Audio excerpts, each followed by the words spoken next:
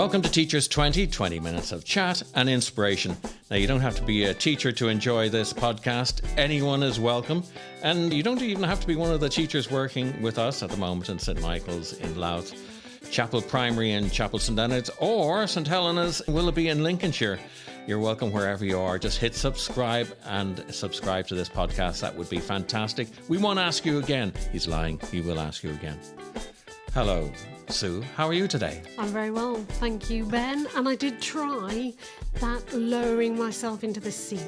Oh, did you? Yeah, I did try it. We talked about this. So this was an exercise whereby you had to do a very simple thing to make a change in your life. And the challenge I sent you was that you just had to lower yourself into a seat rather than chuck yourself in. And tell me, what happened?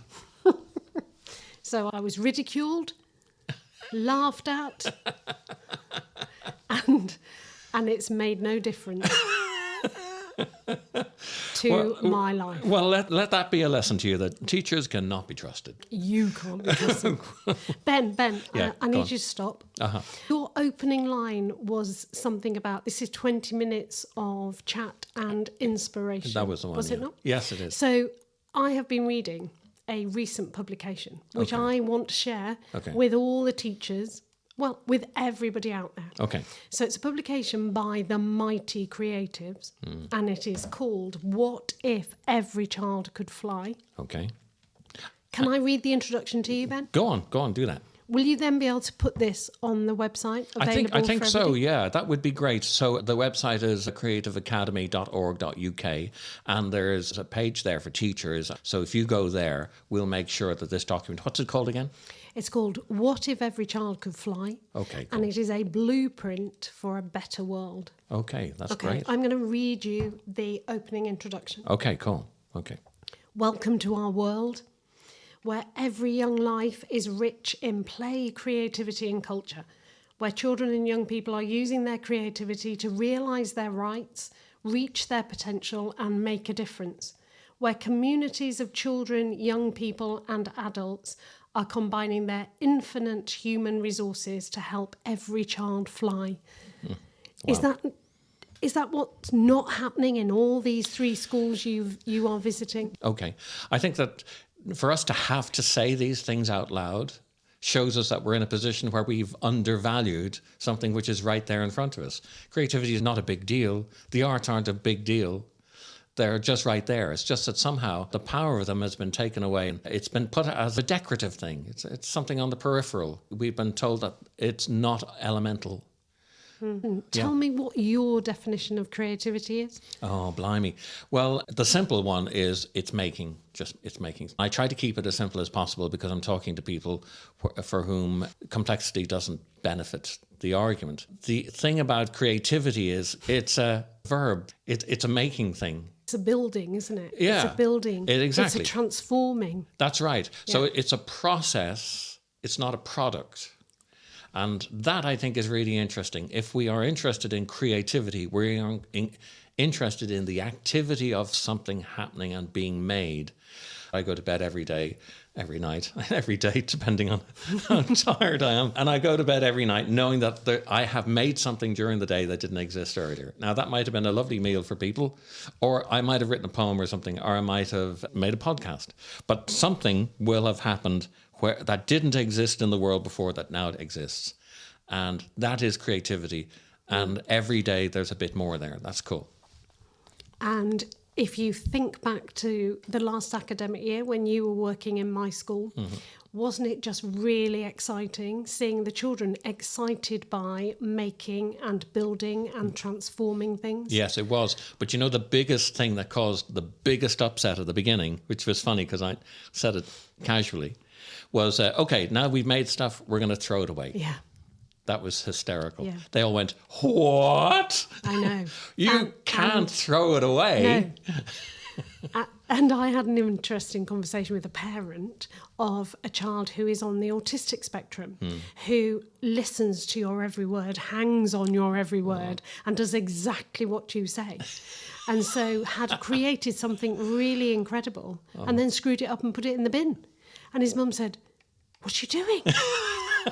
And he said, well, Mr. Keaton said, do something and then throw it away and do something better. Isn't that cool? Now, I'll tell you the reason behind it, because it's really important to me that you do throw your things away. Because I'd say, have you got something for me? Yes.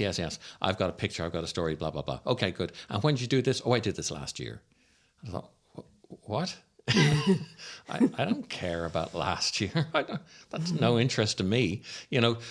As though when you do make something, thanks very much, you have completed the process of writing or drawing or painting or knitting or cooking, whatever. That child was upset though, Ben, because that product had been in their treasure box. Oh, what have I done? And you went, oh, that's so last year.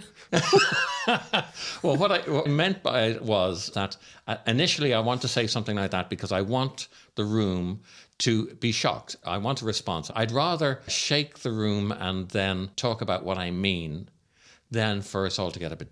And Ben, that's learning at its best, isn't it? That's what teachers do all the time. Yeah. They ask those big questions. They create situations where learning responses happen. Yeah. And intuitively you do that as an artist. I suppose so, because of that need for attention. And because I really do need it. There's a thing that I do, which is tell a story. Tell a story. Once upon a time, I've noticed if you ever want to get attention in a room, you go, once upon a time, and everybody goes, oh, it's going to be a story. Everybody's quiet. Let's go. Yeah. And it stops. And then I thought, okay, so I'll develop a game. So the game is I leave gaps. Once upon a time, there was a... And then I ask for a suggestion. Hands go up and I pick one. And there are several rules to this. It's an incredibly powerful game. Very, very powerful game. But also because every single suggestion must be taken. And the children begin to realize that everything they have will go in. And now they start to trust the fact that I will accept them. So the other day I did one. And this person, her name was, and a kid puts up his hand. Very often they put up their hand without knowing what the answer is. They just want to be, part of the action. Part of the action. Me. And her name was, and I used what he said. The whole room laughed. But anyway, there was a kid there sitting down the front. And I'm used to this answer, and so I know how to deal with it. And so this person had a superpower. What was that superpower? Hands go up. A kid down the front. What was the superpower? Poo. Whole room laughs. Superpower is poo. Okay. And I know that if any bodily functions will cause a huge eruption in the school, which is great. Terrific. That was really interesting. But the thing that was so funny, Sue, was that we carry on with the story. And because I'm a writer, I know structure of story. So I can make sure that we have an inciting incident, and we can have the right kind of crescendos, and we can have resolutions and everything. I can put that in because I understand the story structure. So that's my bit. And later on, if we do this game again, I tell them what the story structure is, so they become aware of story structure. So the game starts to appear simple, but it becomes more and more complex in the sense of how people will structure a story, and they become aware of it. But they also become aware that they can say poo. And they can say poo for everything. And this happens sometimes, okay? So the character has superpowers poo. Okay, and so they come over the hill and there's a person riding a, yes, poo. Okay, I see where we're going. But after a while they realize, oh, okay, well, he will take everything. Anyway, Miss Addison, this was in St. Michael's in Louth. Everybody is being let out of the room and he's one of the last people to go out. And I realize that he's really staring at me, but from the side of his eye. And I look over at him a few times, and he's got this most evil smile, like, oh, I know the answer to all the questions in the world. And I was thinking, what have I done? And he locked on me. It was so funny. And he walked out the room almost tripping, with this smile stuck on his face going, I know the answers, I know the answers. So I think that maybe Miss Addison will have a word with me. Poo is not the answer to everything. No. But Ben, let me tell you, No. when you came to play the Once Upon a Time story at school, children went out into the playground in their first break and carried on playing. Oh, isn't that cool? Yeah. Isn't that great? Took children away on a residential, checking to see how they were in their dormitories and what they were up to. They were playing the Once Upon a Time story. Wow. I know. Isn't that cool? And, I didn't know that. as teachers, we spend a long time in our English lessons helping children to understand story structure and the build-up and the dilemmas and the resolution and the final ending. And that your game is a perfect way to do just that, but through that oral storytelling. Because they do feel in charge, elemental to it. That's so interesting, isn't it? That ownership is so important. Yeah. Even to the point of destruction. It doesn't matter if it breaks because you're going to make another. You're going to throw it away. Yeah. And as teachers, Ben, actually that's quite hard for us. To hand over ownership to our learners. We're dictatorial in the classroom. We are the most important thing, or we think we are. But handing over ownership to children is what we have been talking about, isn't it? Yeah, it's that powerful strategy to get them to engage in the learning. Interestingly, you come back to toilet humour in your assemblies quite often, Ben. It's fair to say. It's one of your winning techniques. It is. But let me tell you, my very first head teacher, all those hundreds of years ago, used to walk the corridors of our school. And I often wondered what he was doing. So one day I asked him, why, Mr. Gates, are you walking up and down the corridors all the time? And he said, I am listening for laughter. He said, wow. if there is no laughter coming out of your classroom after 10 minutes, then those children are not learning. And he would come in and check out, That's a very interesting thing, laughter. Isn't it? That's interesting because laughter is engagement. Yeah. Yeah. And it's a response, isn't it? It is. And that's what we want from our children. Yeah. We want that artistic response. I do want to remind people that we're having a good conversation. I'm enjoying it.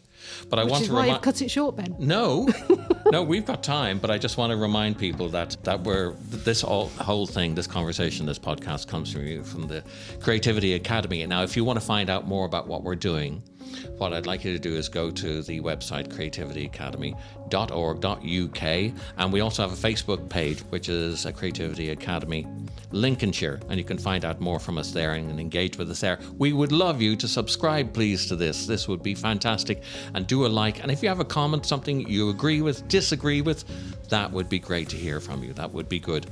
That was me, Don. I just had to put the thing in the middle. I'm sorry I interrupted you. Carry on, please. Carry on. What were we talking about, Ben? Well, we were talking about laughter being a part of the engagement. That I think that's it. It's a great point. I was about to say that, of course, no is such a powerful word, isn't it, in education? And it shouldn't be the case, Ben. We should never use the word no.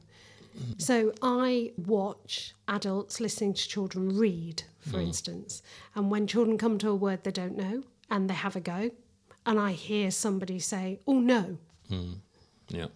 Oh, my goodness, what must that do to that young learner? It's a destructive word. We've talked about that, haven't we? Yeah. I love your game that you played with the staff during one of our professional development sessions. You know, the game where we had a conversation and we had to interrupt, didn't we, with no but. Oh, yeah. First of all. Yes. And then we had the conversation. Yes. With yes and. With yes and. Yes, and that's a fundamental of improvisation, but also it's a life changer because it means that you're accepting what somebody else says and you're building onto it.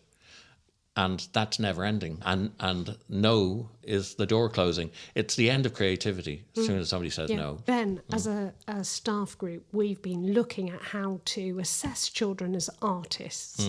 So visual artists, musicians, actors. We've been wrestling with the problem of how do you assess artists and their art forms? And surely it's about that conversation, that feedback. Yes, and have you thought? Yes, and could you? Yeah, do you mean that you feel under pressure to try to identify if there are artists out there? No, every child is an artist. Every child takes part in a timetabled art lesson. But what we are expected to do as teachers is then judge where they're at as an see. artist. I see. So are they meeting the required standard? Oh God, know. of artistic I know. expression. Oh How Lordy. do you do this, and why would you do it? I must have a look at what that would be. I'd love to Yeah. know what makes an artist. Yes, Ben, since you've been trying to do it all your life. Oh, my life. Oh, my life. I have no idea.